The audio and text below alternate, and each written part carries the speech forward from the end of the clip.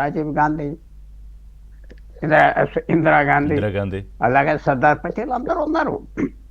కాంగ్రెస్ పార్టీకి చాలా పెద్ద చరిత్ర. అది కాంగ్రెస్ పార్టీ ఖార్గే గారిది కాదు, ఖార్గే గారి అబ్బాయిది కాదు, తులసిరెడ్డి గారిది కాదు, గాంధీ ఫ్యామిలీది కాదు, మన అందరిది. ఎందుకంటే ఆ చరిత్రలో మన అప్పుడు పూర్వీకులు కూడా పార్టిసిపేట్ చేశారు. మహాత్మా గాంధీ గురించి అందరు ముందరకు వచ్చారు, స్వతంత్రం వచ్చింది. అవన్నీ అదృష్టంగా కొంతమంది పెద్ద పీఠాల్లో కూర్చుంటారు. ఇవాళ వచ్చింది ఏంటంటే ఒక మాట అంటే దేశం అంతా తిరిగి వస్తుంది. ఏదో పెద్దది అయిపోయిన పడకుర్చీలో కూర్చొని రాజకీయం చేసేవాళ్ళు ఇప్పుడు చక్కగా మీడియా ఒక మైక్ మీద కొట్టేస్తే తిరిగి వస్తారు. ఏదో చేసిస్తున్నారు, బరువులు మోస్తున్నారు. సో ఆయన స్వతంత్రం. అది మెయిన్ థింగ్. రెండు విషయాలు చూద్దామండి. ఒకటి, కాంగ్రెస్ పార్టీలో చాలా సీనియర్స్ ఉన్నారు, 100 మంది ఉన్నారు. ఖార్గే గారు ఈక్వల్, ఖార్గే గారి కంటే పెద్దోడు. ఏకే ఆంటనీ అవ్వచ్చు, కమల్నాథ్ అవ్వచ్చు. 45 సంవత్సరాలు 50 సంవత్సరాలు ఎంపీ చేసిన కమల్నాథ్ ఎక్కడున్నాడు?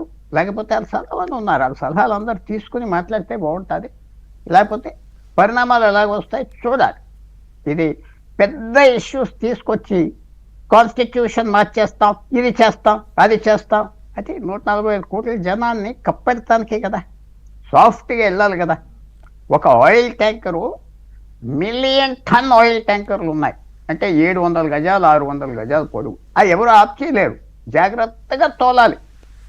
ఆఫ్ చేయాలంటే 2 మైళ్ళు 3 మైళ్ళ స్థలం కావాలి. ఆగటానికి ఇంజన్ ఆఫ్ చేసేసినా అలా వెళ్తాది. సో అలా దేశం, భారతదేశం ఇష్టం వచ్చినవాడు బీజేపీ యత్నం ఉన్నాయి, లేకపోతే కాంగ్రెస్ యత్నం ఉన్నాయి. ఇష్టం వచ్చినట్టు మాట్లాడుతున్నారు కదా. నేను అంటున్నాను, బాధపడకూడదు. మిత్రులు నోరు దగ్గర పెట్టుకుని ఉండమంటారు మనలాంటి వాళ్ళని అందరూ. కానీ వాళ్ళు కూడా ఇంకా పెద్ద అధికారంలో ఉన్నారు కాబట్టి ఎంత జాగ్రత్తగా ఉండాలి. అది వచ్చిన విశేషం. చాలా కేర్ఫుల్గా మాట్లాడారు. ఆ పక్కన చూస్తే ఆర్ఎస్ఎస్ ఉన్నారు. వాళ్ళు ఇష్టం, ఎవరైనా ఆర్గనైజేషన్ ఫామ్ చేసుకోవచ్చు, దేశానికి పనిచేస్తున్నారంటే ఆనందం. కానీ ఏం చేశారు? ఒక 6 నెలల క్రితం, సంవత్సరం క్రితం ఆర్ఎస్ఎస్ యాక్టివిటీస్లో గవర్నమెంట్ సర్వెంట్స్ కూడా పాల్గొవచ్చు అన్న. అది చెయ్యాలా? రేపు ఇంకో ప్రభుత్వం వస్తుంది, నక్సలైట్స్ కూడా వచ్చి పాల్గొవచ్చు గవర్నమెంట్ ఆఫీస్. లేకపోతే ఎక్స్ట్రీమ్ కమ్యూనల్ జిహాదీస్ కూడా రావచ్చు అని పాస్ చేస్తారు కదా. మీ చేతిలో అధికారం ఉన్నదని కొంచెం జాగ్రత్తగా వెళ్ళాలో వద్దా? ఒకటి జ్ఞాపకం పెట్టుకోవాల్సింది ఏంటంటే, I have great respect. Congress party అంటే ఎవరో నీది కాదు నాది కాదు అంటానికి వీలేదు. ఎందుకంటే చరిత్ర, మన చరిత్ర అది. 130 సంవత్సరాలు బట్టి మహాత్మా గాంధీ గారు వచ్చాక ఇండిపెండెన్స్ వచ్చింది. వాళ్ళు తీసుకొచ్చి కాదు. చరిత్రలో మహాత్మా గాంధీ గారు అంటే 1000 సంవత్సరాలు అలాంటి వ్యక్తి పుట్టాడని ఆల్బర్ట్ ఐన్స్టైన్ అన్నాడు. సో మనందరికి మర్యాద. ఇప్పుడు వచ్చిన ప్రాబ్లం ఏంటంటే, పాలిటిక్స్ వచ్చేటప్పటికి నరేంద్ర మోడీ లేకపోతే బీజేపీ పవర్లోకి వస్తుందా? ఆర్ఎస్ఎస్ వల్ల రాదు కదా. అతన్ని ఏదో కంట్రోల్ చేస్తాం, ఈ పదవి ఆ పదవి, పాతోళ్ళు కదా పోతారు, గొయ్యతుకుంటారు. చాలా కేర్ఫుల్గా ఇద్దరి మీద బాధ్యత ఉన్నది. కాంగ్రెస్ పార్టీ మీద ఏదో అధికారం కోసం ఆ కులం ఈ కులం, వీడిని బ్యాన్ చేయాలి అంటే ఇది కొంప ముంచుతారు. మనకి పక్కన ఎంతమంది, ఎన్ని సైన్యాలు, ఎన్ని దేశాల మంది ఎత్తి మీద ఉన్నారు. పాకిస్తాన్, చైనా. తర్వాత తులసిరెడ్డి గారు అంటే అట్మోస్ట్ రెస్పెక్ట్. ఆయన ఒక మాటకే నాకు వ్యతిరేకం చెప్తున్నా. బంగ్లాదేశ్ ఇందిరాగాంధీ తీసుకొచ్చిందంటే ఇవాళ మనం ముంచేదే బంగ్లాదేశ్. వాళ్ళు ముంచేది. చరిత్రలో ఒక యాక్షన్ ఇవాళ తీసుకున్నారు. చరిత్ర అదే కాబట్టి మనం కేర్ఫుల్గా ఆలోచించుకోవాలి. ఒక స్టెప్ తీసుకుంటే నేను అనుకున్నది ఏంటంటే, ఈ పెద్ద మాటలు దేశానికి పెద్ద గొయ్యి తోతుంది. కేర్ఫుల్గా వెళ్ళాలి. వాళ్ళకి బాధ్యత ఉన్నది, అధికారం ఉన్నది. పవర్ నొక్కితే 1000 ప్లేన్లు వస్తాయి. తర్వాత మన నాయకులు కూడా హవా నాయకులు అయిపోయారు కదా. అంతా చార్టర్డ్ ఫ్లైట్స్, అంతా ఇది. వాళ్ళకి గ్రౌండ్ టచ్ లేదు. మైక్రోఫోన్ తప్ప, టీవీ మైక్రోఫోన్ తప్ప ఈ మాటలు నిజమే. మెలిగా చేయి, నువ్వు అధికారంలోకి వస్తే చేయి, రియాక్షన్ వస్తుంది.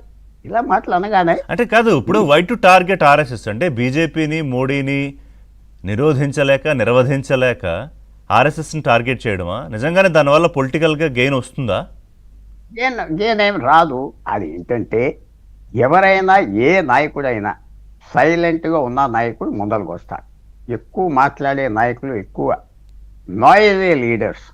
చెప్తున్నా, ఎలక్షన్ డిఫీట్ వస్తుంది. చాలామంది అనుకుంటారు ఎక్కువ మాట్లాడితే ప్రజలు ఎక్కువ ఆనందపడతారని. ఎంత తక్కువ మాట్లాడతావో అంత నిండు కొండలాగా ఉంటావు. ఎక్కువ మాట్లాడే కొద్ది మర్యాద పోతుంది, భయపడతాం. అధికారంలో ఉన్నాడు ఏమన్నా అంటాడని, కానీ లోపల ఏమంటున్నాం. అందువల్ల తప్పకుండా ఆలోచించుకోవాలి. ఇది నేను ఒకటే అంటున్నా, కరెక్ట్ కాదు అంటలేదు. చరిత్ర వదిలేయమంటున్నా.